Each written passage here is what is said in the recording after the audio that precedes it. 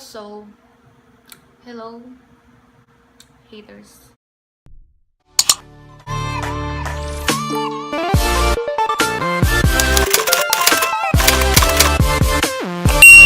Hi guys, welcome back to my channel. So, for today's video, mag-haul ako. And yung i-haul ko, nabili ko siya sa Watsons and department store. Yun. Disclaimer lang po guys, hindi po ako nagmamayabang. Tsaka yung iba dito ay sariling pera ko or ipon ko. Tapos yung iba dito, bilhin sa akin ng nanay ko. Ganun. And i-share ko dun sa inyo kung bakit ko siya binili and kung magkano yung price niya. So without further ado, let's get started. Yung first product ay ito. Yan. Ito yung nabili ko. Pandikit siya sa false eyelashes. Ayun. Strip lash adhesive with aloe vera. Secure hold and dermatologist tested. Then binili ko to kasi wala ako may pandikit sa false eyelashes ko. So, ayun. Meron na ako. So, ayun. Meron na ako. Medyo pricey siya. $2.49 siya sa Watsons. Binili ko to kasi madikit daw siya, sabi nung sales lady. Kasi hindi ako bumibili sa Tianggay ng mga pandikit sa false eyelashes kasi hindi tayo sure kung safe siya or hindi. So, next product is ito. Kano nga ba ito? Nalimutan ko yung price nito eh. Nalimutan ko yung guys yung price nito. Pero, nakalimutan ko yung price nito. Parang mga nasa, ano ba siya? Nasa 200 plus or awan.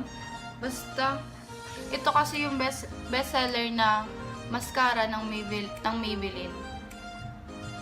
Kaya, madalang makahanap nito.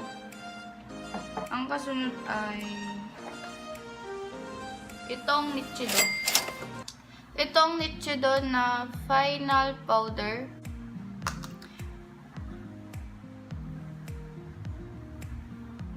Nichido Final Powder Pink Glow. Yan. 150 lang siya, guys. At ang kasunod ay itong Fit Me Concealer ng Maybelline New York. And ano siya? 249 pesos. 249 pesos siya nung nabili ko. Ayun. Nag-fade na yung ano niya, yung price niya. Nagamit ko na din siya nung isang beses nung may event sa school. Maybelline, baka naman oh. And then, ang kasunod ay ito. Fit Me Foundation ng Maybelline New York. Maybelline, baka naman. Maybelline, baka naman oh. Maybelline. Baka naman may tayo din oh, Maybelline. In the shade of 222 True Beige.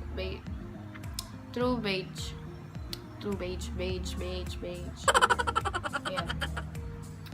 Pag bibili kayo ng madamihan sa Maybelline, mas maganda bibili kayo kapag sale sila kasi minsan nagdi-discount sila ng 30% or 50% off.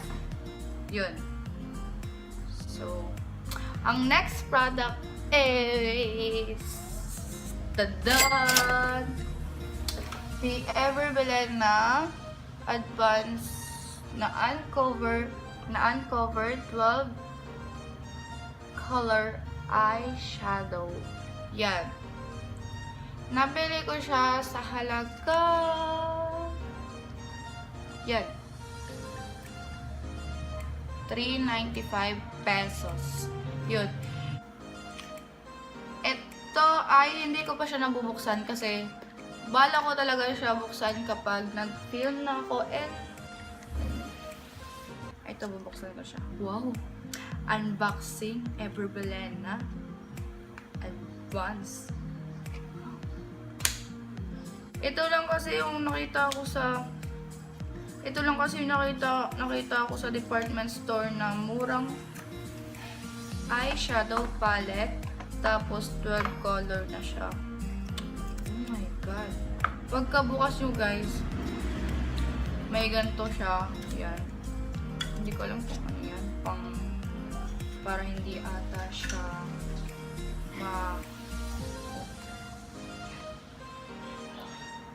And this is my second palette. Oh girl. Oh my god. Ayan guys. Mas malinaw pa siya sa future ko. Sobrang linaw ng salamin niya. May ganito siya guys. Plastic. And then may ano na siya. May brush. Duo brush. Iba yung kulay niya dun sa box. Ito yung kulay niya sa box, oh. Medyo mapink silang lahat. But dito, yan.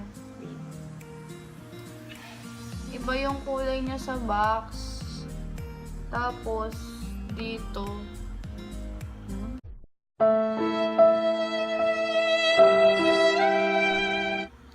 Kasi dito, mas bright siya tingnan.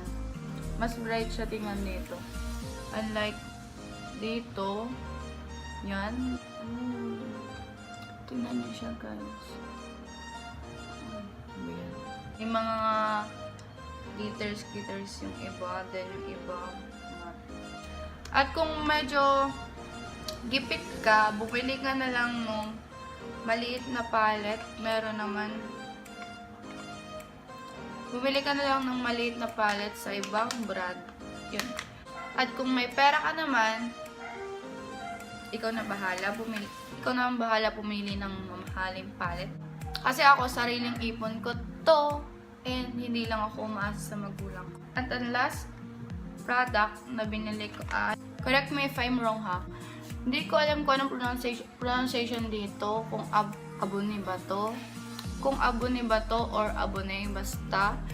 Ito guys, maganda siya sa balat. Kaya ako siya binili kasi nakakapang-moisturize na siya ng ating skin. Wow! Abonné, baka naman oh.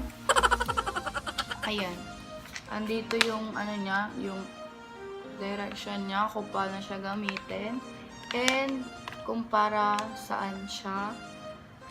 Ayan. May inchik. Hindi ko alam kung inchik ba yun or ano. 85 pesos lang siya. 85 pesos lang siya. At ilang grams ba? 350 grams na siya. Sobrang dami na niya. So, yun lang guys para sa video to. And disclaimer ko lang, hindi ko siya pinagmamayabang or kung ano man yung iniisip mo. I share this video para sa mga hindi alam kung ano yung mga bibilhin nila na makeup sa Watsons and department store. So, yun lang. Don't forget to give this video a big thumbs up. Comment down below for any suggestion that you want to see on my next video. And don't forget to subscribe.